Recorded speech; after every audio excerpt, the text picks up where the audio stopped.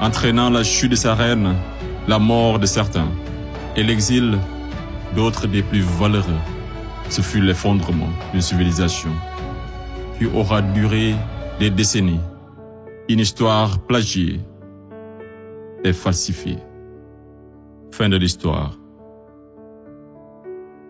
Monsieur le Président, je mesure combien il est difficile pour un jeune avocat d'Afrique, sans aucune expérience et qui n'a nulle connaissance des affaires géopolitiques, de plaider pour la mère Afrique contre l'une des mafias les plus dangereuses au monde, la France-Afrique. Cependant, quoique trop inférieur à mes adversaires, j'ose espérer que je serai tout de même en mesure de vous exposer clairement les faits, afin que vous n'ignoriez aucune partie de l'objet sur lequel vous êtes appelés à vous prononcer. Je vous prie alors de m'écouter avec bienveillance. Mesdames, Messieurs les jurés, vous n'êtes pas sans savoir que l'Afrique a été réduite à 400 ans d'esclavage, à 250 ans de colonisation. Et aujourd'hui encore, l'Afrique est sous la domination de ces délinquants, ces va-t-en-guerre, criminels en col blanc, ces salauds et mafieux de la pire espèce. Objection! Objection rejetée. Modérez votre langage. Désolé, Monsieur le Président. Le plus grand mal de l'Afrique, je n'ai pas peur de le dire, c'est les multinationales françaises, telles qu'Areva, Bouygues, Bolloré, Total et consorts, qui se cachent souvent derrière les dirigeants français, dont elles financent les campagnes. Et en contrepartie, ces derniers sont tenus de mettre la pression sur certains dirigeants africains, qui, de peur de finir comme un Thomas Sankara, ou un Sylvanus Olympio, ou encore un Muammar Kadhafi, pour ne citer que cela, se voient contraints de leur accorder le plus gros marché, sans passer par aucun appel d'offres, sans oublier toutes les mallettes d'argent qui sont envoyées en direction de l'Élysée, pendant que les pauvres Africains crèvent de faim dans les quartiers délabrés. Et on s'étonne de voir de jeunes Africains désespérés s'embarquer sur le navire de fortune à la quête d'une vie meilleure. Et je vous assure qu'ils sont nombreux parmi ces jeunes à avoir tenté toutes les voies et moyens légaux, mais en vain. Pendant ce temps, la France et l'Union européenne se font des fortunes derrière leur business le plus lucratif, les demandes de visa Schengen, qui sont pour la plupart rejetées sans aucun motif valable. Monsieur le Président, avant que je n'oublie, permettez-moi de poser une question à la France-Afrique. Parmi tous les leaders africains morts assassinés, pouvez-vous nous citer ne serait-ce qu'un qui fut réputé un grand ami de la France? J'imagine qu'il n'y en a pas eu. Mesdames, Messieurs les jurés, je vous laisse juger.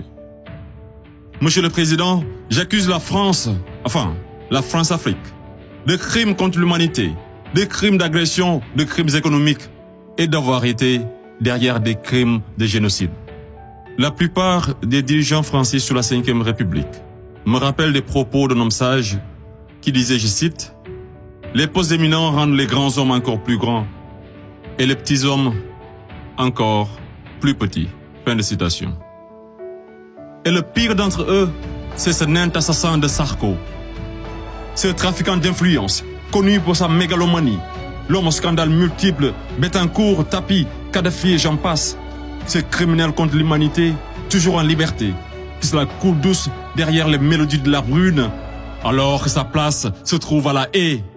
Vous lui direz que malgré tous ces mensonges, avec la complicité de certains médias, que le monde entier, et les Africains en particulier, connaissent toute la vérité sur les véritables raisons de l'assassinat de Kadhafi, sous les applaudissements de Bernard-Henri Lévy, et sur la chute orchestrée de Laurent Gbagbo, qui aurait commis un crime de lèse-majesté en voulant tout simplement ouvrir son pays à la concurrence internationale, en exprimant aussi sa volonté d'établir un rapport d'égal à égal avec la France, et en souhaitant revoir le contrat qui liait son pays à l'entreprise Bouygues.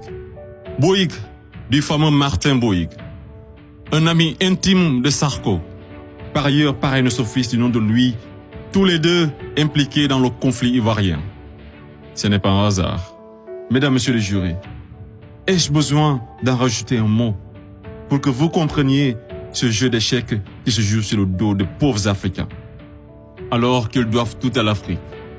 C'est grâce aux Africains que vous avez une république que vous appelez la France. C'est grâce aux Africains que vous êtes enrichis. C'est grâce aux Africains que vous avez aujourd'hui votre statut de 5e puissance mondiale avec un droit de veto au sein de l'ONU. Et c'est encore grâce aux Africains que vous avez 2 Coupes du Monde à votre compteur. Qu'attendez-vous encore des Africains? Qu'on vous ramène la Lune? Ayez au moins un peu de décence et respectez les Africains, surtout les Noirs et les Arabes qui vivent en France. Monsieur le Président, je voudrais par ailleurs, et si vous me permettez de parler brièvement de la Cour pénale internationale. Il est un proverbe qui dit « Dis-moi qui tu fréquentes et je te dirai qui tu es ». Je propose de jeter un coup d'œil sur le profil des procureurs de la CPI. Commençons par l'actuel procureur de la CPI, une dame que je respecte pour 2 raisons. Pour son courage, pour avoir prouvé qu'être une femme et noire ne saurait être un obstacle à la réussite sociale, que la femme noire était capable de s'imposer partout et devant n'importe qui, et pour son combat pour la défense des droits des femmes. Mais devrions-nous faire semblant d'oublier qu'elle fut procureure générale, proche collaboratrice et conseillère juridique du président, et ministre sous l'une des pires dictatures de l'histoire de l'Afrique, sans jamais démissionner? N'est-elle pas comptable de ce régime? Le premier procureur de la CPI, l'Argentin Luis Moreno Ocampo, une haute personnalité dont le nom est impliqué dans les affaires de viol, de corruption, d'abus de pouvoir. Un procureur de la CPI qui détient avec son épouse des entreprises offshore dans les paradis fiscaux des îles Vierges, de Panama et de Belize. Et c'est le même type qui aujourd'hui offre ses services aux personnalités poursuivies par la CPI afin de les aider à échapper au séjour à la haie, moyennant de grosses sommes d'argent. Et tenez-vous qu'ils sont 123 pays à avoir ratifié le traité de Rome. Et sur 10 enquêtes ouvertes, 9 sont africaines. Je me pose la question à savoir, sommes-nous dans une cour pénale internationale ou africaine?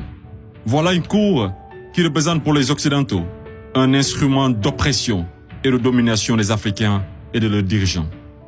C'est pourquoi l'Afrique a besoin d'une cour pénale africaine, par les Africains, rien que pour les Africains et financée par les Africains.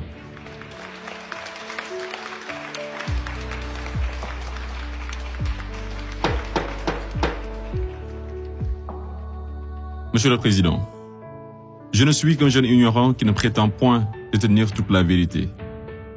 C'est pourquoi je vous apporte des documents qui vous permettront d'y voir un peu plus clair. À l'exemple de cette copie d'une conférence de François-Xavier Verschave intitulée « De la France-Afrique à la Mafia-Afrique ». Je salue également le courage de ces hommes et femmes de valeur qui osent lever leur voix pour défendre les intérêts de l'Afrique. Je pense au grand Kémy Séba avec l'ONG Urgence panafricaine. Je pense également à notre frère Claudie, à Fatou Diom, au grand Youssou N'Dour, à notre maman Angélique Kidjo, et d'autres artistes des plus engagés, comme Alpha Blondy et Tiken Jah Fakoly, pour ne citer que cela. Sans oublier toutes ces personnalités qui œuvrent pour la promotion des jeunes et des femmes, à l'égard du docteur Anta Sané et bien d'autres femmes de valeur. Monsieur le Président, loin de moi l'idée de proliférer des menaces. Mais si par malheur, la France-Afrique est aujourd'hui acquittée, sachez que la jeunesse africaine l'obligera à quitter. Elle se mobilisera davantage et réunira toutes ses forces vives, hommes et femmes de valeur, sans exception d'âge, intellectuels, sportifs de haut niveau, artistes de renommée internationale et sympathisants de l'Afrique. Et tous mèneront une campagne dévastatrice par tous les moyens pacifiques afin de dégager un par un ces bénéwiwi, présidents marionnettes de la France-Afrique, en faveur de vrais leaders panafricains véridiques qui auront le courage de mettre fin à la domination de cette mafia et qui décideront de la fin de la plus grosse arnaque de l'histoire, le franc CFA.